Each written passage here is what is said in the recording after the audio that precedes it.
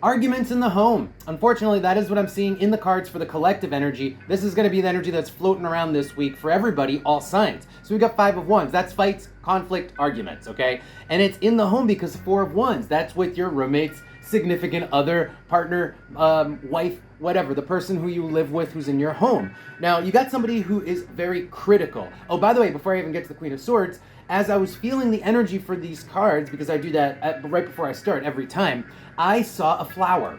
A couple flowers and then one flower, just flowers, which is a very strange combination. But flower can actually mean more than just sweetness or giving somebody flowers. Flowers to me also stands for image. It stands for how something looks. So there could be an argument. And the Queen of Swords is also about how something is appearing to be. So either somebody's very critical about how somebody else looks, or there is something that is causing a lot of problems with regards to the look of something. On the bottom here, we do have the Devil. So there's definitely problems, trouble, argument, some kind of issue happening in the home.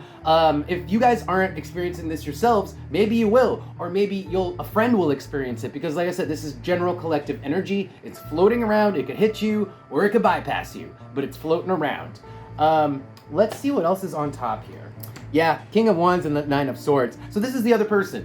We got one person. It could be more than 2 people, but this is one side and this is the other. One side is very critical and has an opinion about how things should look, or isn't happy with the look of something. And the other person is just like, hey, I'm just trying to do me.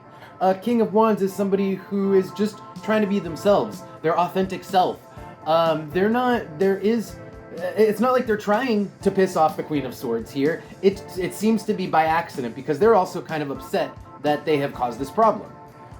Let's pull some oracle cards and see if we can find out more about this dynamic, what's going to happen this week, or what's going on, what this energy is all about. By the way, before I get deeper into your reading, I'd like to announce the launch of my Patreon. So if you guys like my readings and you want to see more readings, I have those in my Patreon account, which is Lunar Divinations at Patreon/Lunar Divinations. I will have love readings. I will have monthly readings for the signs. So check that out. Links will be below. Anyway, here we go. Tell me more about this collection. Okay, that definitely wants to come out. All right. Okay, so now we have the Foot and Pisces. Very, very weird card combination. These are the only 2 cards that came out. So I took my time a second ago. It's going to get cut from the video, but I took my time and I felt the energy of these cards. And what I picked up on was marbles.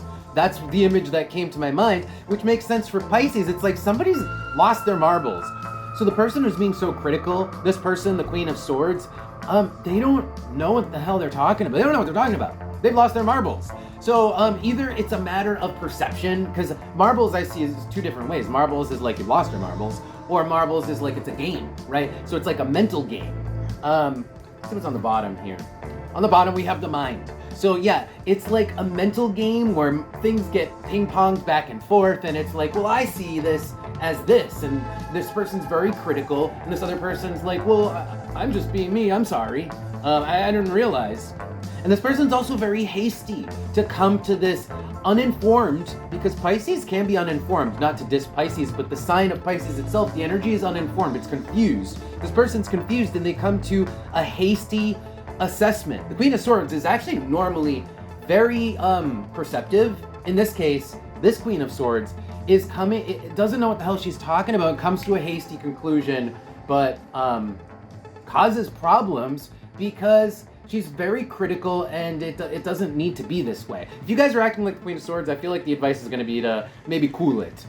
Let's actually pull some more cards here from the top, because I'm curious. The fish in the foot isn't enough for me. I want more information. Let's see what we get.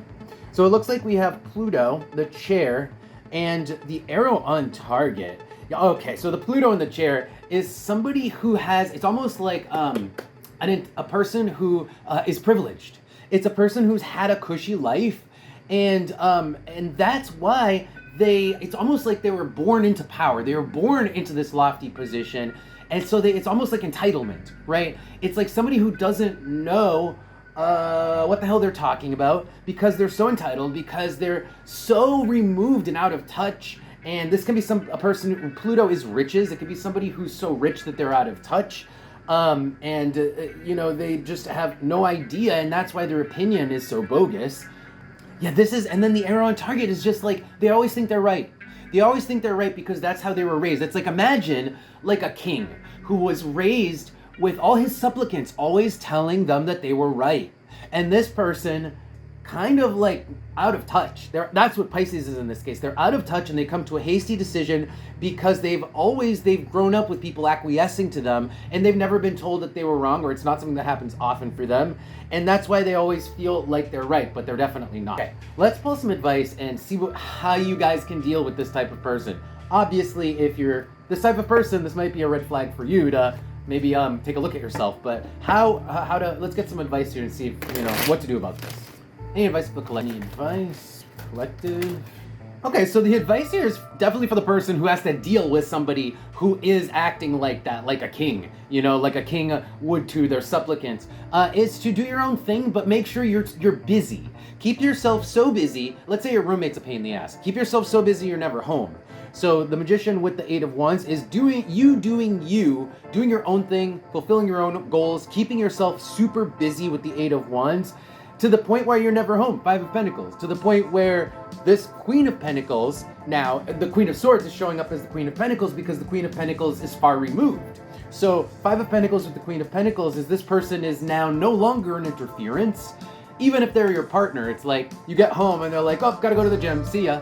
Fill your schedule. And that's what this is saying, and enjoy your own time too. Fill your schedule with things you want to do in such a way that it doesn't leave room for this person who's entitled to give their opinion, scrutinize and cause trouble, create drama when there is no drama necessary, when it's just really, it's almost like imagine somebody who's obsessive compulsive about the way their apartment looks, where if you move a piece, like a picture frame, and you move it 3 inches to the left, they're going to yell at you about it. That's how this person is showing up a little bit. That's just one example. They're not actually showing up anal retentive to that effect, but they are showing up hooked on aesthetics and nitpicky. They are showing up as nitpicky, and you don't need that. Let's see what we get out of the Oracle card. Any more advice for the collective? Any more advice, please? Got 2 cards. The Cat and Mars. This is walking on eggshells. So Mars is your actions. It's what you're doing. And the Cat is very careful, very cautious, looks before he leaps.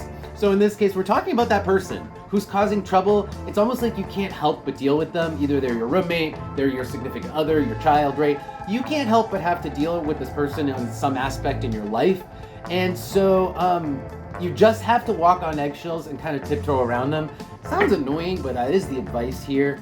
On the bottom is the Crown, which is almost like you stand to benefit from this. You don't stand to benefit from feeding into drama. You don't. You stand to benefit from removing yourself, keeping yourself busy, and walking around and being very cautious around this person, because this person seems to like to look for trouble. They like to look for things to harp about. And I think we can all safely also apply this to social media, because I think we're all a little bit guilty of falling into the trap of angrily responding to posts and then getting caught up in responding to responses. This is saying, well, you don't need to do that, because this is just somebody who likes to, it's almost like a troll. This person is like a troll. So whether you get a troll in your life physically, or you have a troll online and you're falling prey to it, it's like tiptoe around it. It's more like a waste of your time, and you're better off doing you. All right, collective, that's going to be your reading. Thank you guys for being here. I hope you guys enjoyed that. With that, I'll see you next time.